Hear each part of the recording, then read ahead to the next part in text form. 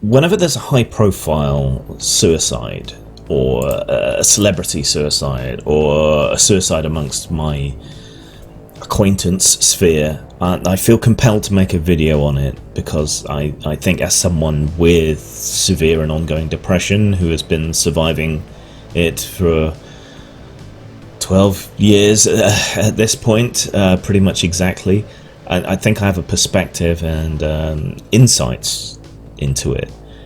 This high-profile-ish YouTuber called Etika recently killed himself in the last couple of days. The news came out. This isn't the first time he's been in the news for this. He had the police called to his apartment over concerns for his safety and so on back in April, I think.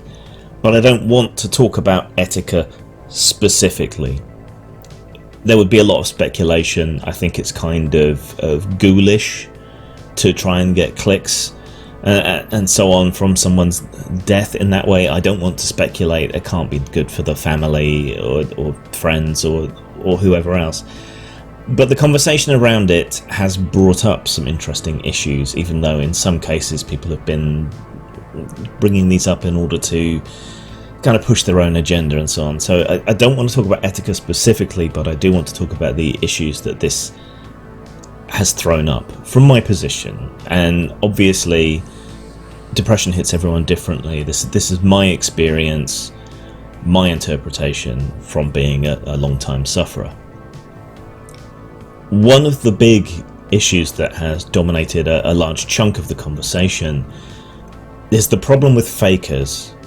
Now, there are plenty of people who self-diagnose with mental issues. This is a bit of a problem on Tumblr, a bit of a stereotype about Tumblr. Yeah, there are people who cut themselves, but only very shallowly and only for the attention. There are people who say they have various mental deficiencies or disabilities or autism despite having no diagnosis. We live in this perverse world at the moment where in many ways the social hierarchy is inverted from the way it used to be. Where we were supposed to be aiming for equality, we now have a hierarchy at the top of which are the most marginalized, the most disabled, the most the people who suffer the most bigotry and prejudice. And so it can be tempting to manufacture or overplay problems that people have. And this obviously has a negative knock-on effect for the people who genuinely do have those issues,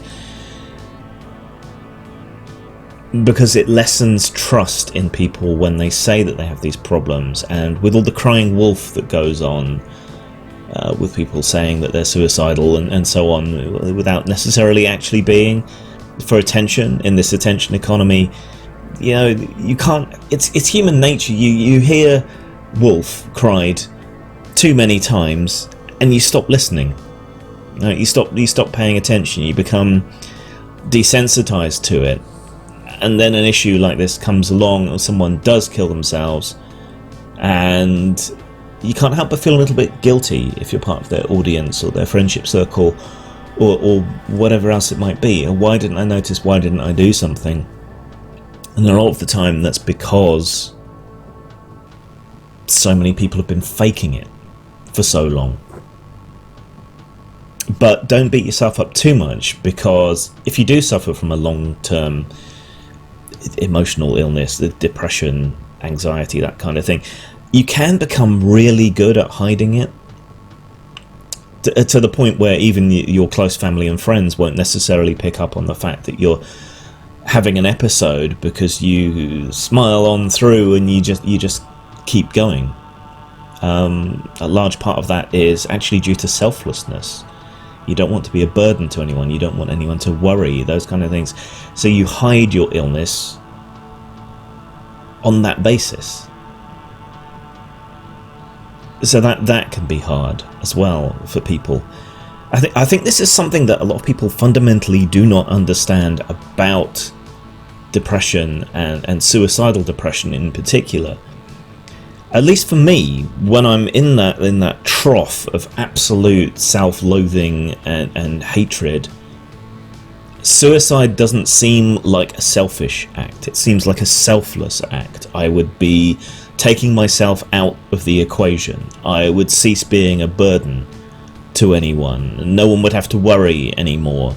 You know, it's all bullshit, but that's what mental illness does to you. Your brain lies to you, right? And you, in that moment, believe it, that the world would be a better place, that your friends and family would be better off if you weren't around. So you have to understand that about depression as well, that in that headspace, it can be this, it can seem to be this grandiose act of altruism for your friends, for your family, for the world. And it is sadly true that a lot of people fake depression or give off the warning signals that get attention from people, that get attention from emergency services, that get attention. And the attention economy is driving a big part of that, I think. And this weird inverted hierarchy that we have is also part of the problem, I think, which is part of the reason that I'm so dead set against this, the progressive stack, is because it then becomes a badge of honor to be disabled or mentally ill or whatever, and it leads to a lot of fakers. I mean, the extreme end of that, I guess, would be Rachel Dolezal, for example, right? Someone who fakes being a racial minority because they feel that they get social power and kudos and validation from being that. And I wouldn't wish depression on anybody, right? So to see people faking it, to see people demanding attention by fake suicide threats and so on, it's hard to express just how unsettling and perverse that seems. And I think it has a negative effect on people that do suffer from depression and people that are having a suicidal episode and trying to get help. Another issue that has been thrown up is this idea of the YouTube treadmill. I don't know what role this may have played in what happened. I think some people are being a bit woe is me and trying to get sympathy and support and money by talking about this. I don't trust their motives, but I'm not going to outright condemn them because I can't read minds. But this is a problem, and I think it's going to increasingly be a problem as YouTube continues to tighten the screws on creators, as the money continues to dry up, unless you're producing the most milquetoast, safe, unsweary, family-friendly content. And we already saw that with the YouTube shooter. I'm not going to name her. I think we should try to reduce the amount of notoriety that these shooters get, but you probably remember that. And this probably isn't the first suicide in which this kind of thing might be seen to play a role.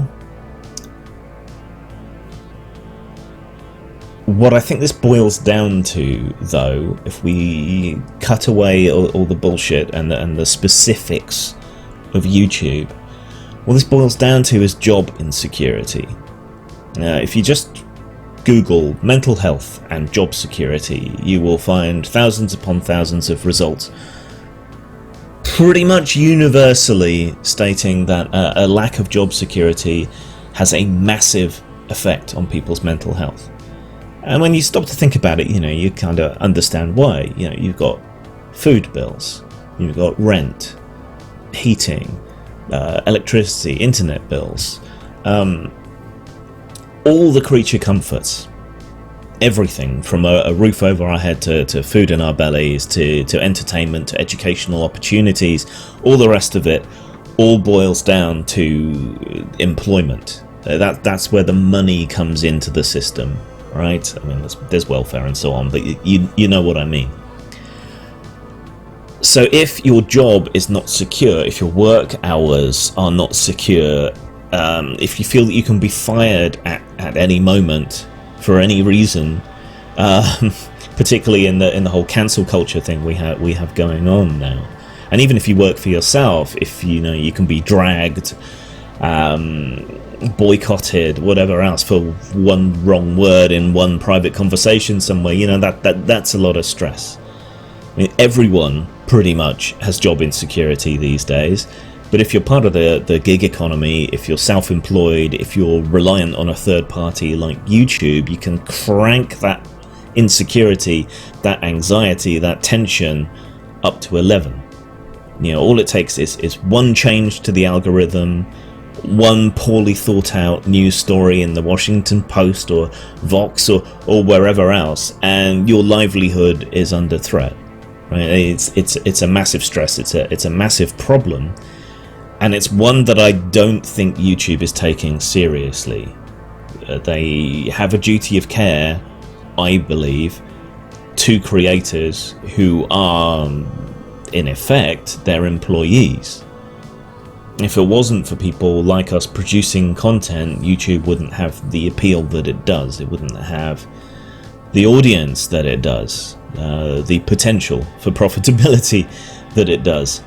And yet, they seem to make these broad, sweeping decisions reflexively, often very quickly, immediately, when there's a scandal of some kind, without even a passing thought for the effect that it will have on the people who are hit by it when they get mass demonetized or delisted or don't turn up in recommended lists or whatever. And because YouTube is so utterly opaque when it comes to communicating these issues, who knows what's happened? And if you're already vulnerable due to depression, lack of confidence, anxiety, or whatever else, you're going to blame yourself rather than perhaps anything else. So I think there needs to be pressure upon YouTube from creators and more generally from society to take better care of their employees, and to consider the impact of what they do. But this isn't something that's just limited to YouTube. It's just the YouTube economic sphere is particularly fragile. People's incomes here are particularly fragile. So diversify is all I can really tell you. Diversify, do other stuff. Make this not your main gig, right? I write fiction and I make games, and this is a side gig that ironically I actually do for my mental health, because it gives me an opportunity to talk and communicate and reduces the possibility of being misunderstood. So do that, but understand where this comes from, and it's job insecurity. So lastly then, some advice, I guess, and again, I can only speak to my own situation. Everyone's depression is different, everyone's mental health issues are different, so talk to your friend or your family member, whoever it might be, and find out what you can do to help them specifically. But from my point of view, yeah, it must be horrible to have someone in your life with depression, with suicidal ideation, who has made suicidal attempts or hurt themselves, cut themselves, whatever it might be. It must be horrible, because you want to do something, because you care about the person, and there isn't a lot you can do. See, those of us who are depressed have a terrible self-image when we're depressed, when we're suicidal in particular, and we will often hide it. So if you straight up ask, hey, are you doing okay, you doing alright, which is what a lot of people advise you to do, we'll probably just say yeah and carry on, right? We're rather unlikely to take up that opportunity to talk about how we feel or whether we're having a bad time or whatever, because we will feel that it will bring you down.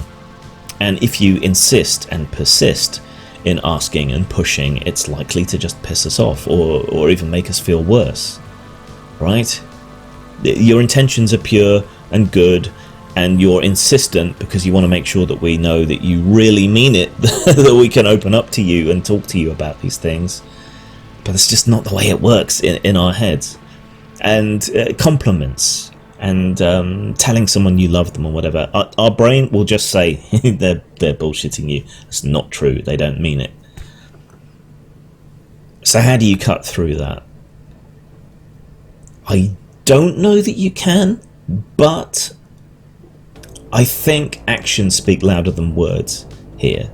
Yeah, if you tell someone that you love them, or you care about them, or you're worried about them, or whatever else, depression will lie and do something in their head to turn that into a negative. If you do something for someone, that's an action, that's something solid, that's much harder to deny, it's much harder to ignore.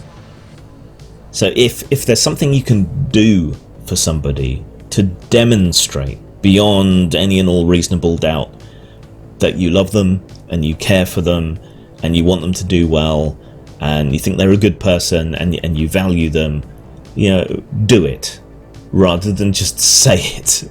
All right. And in doing here, though, I'm including things like write a letter or send a card or send a small gift with a note or some flowers or something.